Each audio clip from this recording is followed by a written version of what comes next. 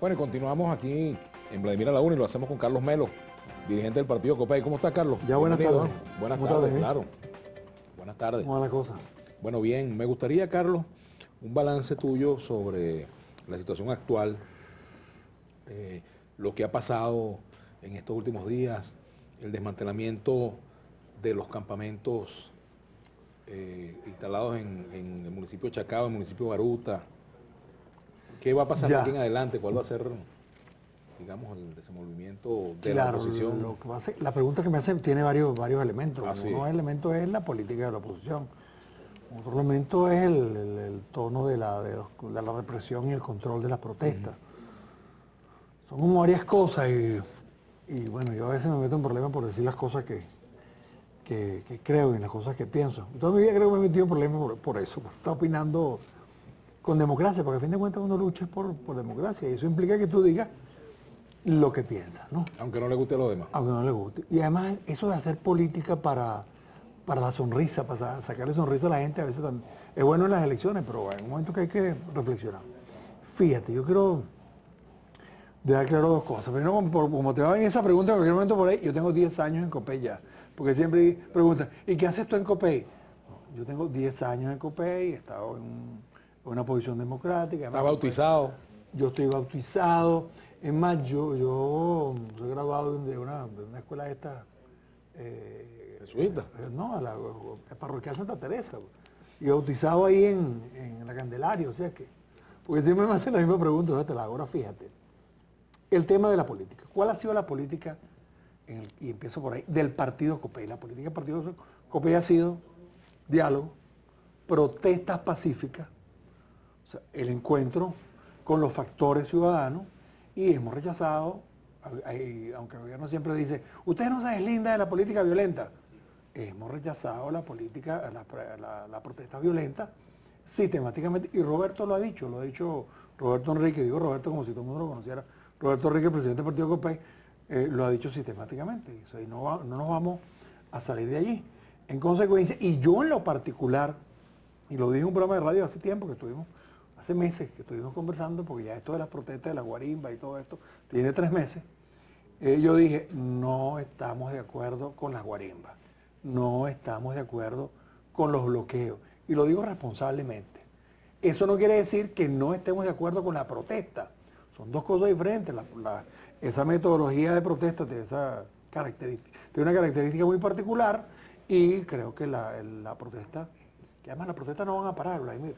Ponte que mañana los estudiantes decían no hacer más bueno, el sector que hace guarimbas, o decían parar la protesta, bueno, la protesta va a continuar, porque el tema de los trabajadores, de la contratación colectiva, del agua, de la leche, del azúcar, o sea, toda esa cantidad de ¿Por qué no cosas. se han vuelto a convocar manifestaciones masivas, Carlos? Bueno, porque hay discrepancias, hay diferencias de criterio, y algunos podrían decir, no hay unidad en la oposición. No, yo lo que creo que hay un proceso democrático en la oposición donde se discute, o sea, ¿para dónde va esto? Siento que a veces tarda un poco los compañeros que estamos en la oposición en entender las estrategias. El caso de la unidad, la oposición tardó 10 años en entender que la unidad era una necesidad, que la tarjeta única era una necesidad. Tanto era una necesidad que saltó del 2006 en las elecciones con Rosales y Chávez de 3 millones y pico a 7 millones con el proceso unitario. Entonces, si a mí me preguntara qué hay que hacer ahorita, yo diría, aguanta el juego, como decimos los profesores de educación física, aguanta la pelota, calma la pelota, o sea, calma el partido, y vamos a discutir cuál es el balance que tenemos hasta este momento. ¿Cuál es para ti el balance hasta este momento desde el 12 de febrero para la oposición? Para mí, no sé para la oposición, algunos en tu caso, o sea, el balance de lo que ha sido la actuación de la oposición desde febrero para acá. Mira, para mí, yo creo que el saldo no es favorable a nosotros, en lo interno. Internacionalmente sí. Internacionalmente el gobierno se vio obligado a retroceder, a conversar. Llegaron los cancilleres en los cuales tú has hecho, y te lo digo aquí, pues no por Twitter, tú has hecho un buen trabajo ahí en ese escenario. Ahí yo creo que el gobierno no le fue bien y no le sigue yendo bien. Pero en el escenario interno de la represión, a veces siento como que el gobierno no quisiera parar. O sea, ya que tocaste el tema de los campamentos, Unos campamentos que eran unos campamentos, unos modestos campamentos.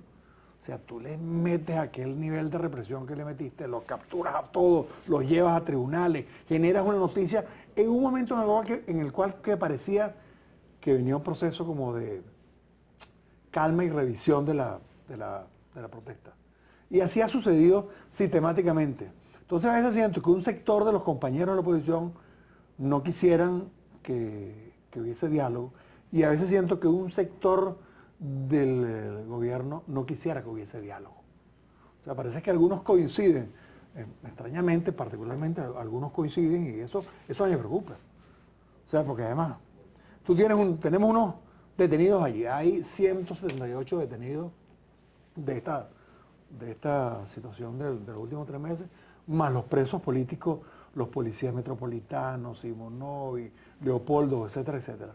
Ay, tú para conversar la libertad de estos compañeros, ¿con quién lo haces? ¿Quién es el dueño de la llave de la celda, del calabozo? O sea, ¿quién es el dueño de la llave? El gobierno, ¿con quién voy a hablar? O sea, yo no lo voy a pedir. O sea, en mi casa mi esposa no va a resolver eso porque ella trabaja en derechos humanos, pero no es la dueña de la llave. O sea, hay que hablar con el gobierno para decir, mira, vamos a ponernos de acuerdo, chicos. Y eso no significa claudicar, y eso no significa rendirse o ser traidor, ni mucho menos. Eso no es. Como es los calificativos que nos atribuyen algunos que hemos dicho que hay que ir al diálogo, y hemos puesto centenares de ejemplos sobre eso. Una persona me decía esta mañana, bueno, ¿y qué hemos logrado con ese mes de diálogo? Y como yo respondo con las cosas, bueno, ¿y qué hemos logrado con esos 3 meses de guarimba? O sea, por lo que es igual para ti, vale para mí también, pues yo he hecho eso. Bueno, es una buena pregunta. ¿Qué ha sido más efectivo para la oposición? O en la calle, los efectos de resultados, las guarimbas o el diálogo? Es una pregunta también que Sí, una pregunta, es un debate. Ahí yo no tendría una respuesta. Yo no estoy de acuerdo con las guarimbas, lo he dicho. No, yo estoy de acuerdo con la protesta. Yo no estoy de acuerdo con protestas violentas. Y a las pruebas me repito, pues yo no tengo que explicar que estoy, por lo que me conocen, saben que yo creo en la protesta, y lo he dicho y lo he conversado. Y hace unos meses creo que yo estuve aquí en este programa y dije algo parecido. Ahora, el gobierno, chico, yo no entiendo tampoco la estrategia del gobierno en materia de represión. El ministro a veces lo veo como overreacting, como que dices, exagerando un poco la nota de la represión y sus logros en esa materia y sus excesos. Claro, ahí yo no le atribuiría los 42 fallecidos exactamente a todos al ministro, porque ahí tenemos hay una gama de fallecidos que es terrible, que es curiosa. Han muerto estudiantes, han muerto mujeres, han muerto funcionarios. A mí en lo particular me duele todo, o sea, todo el que haya fallecido, a mí me duele. Algunos dirán,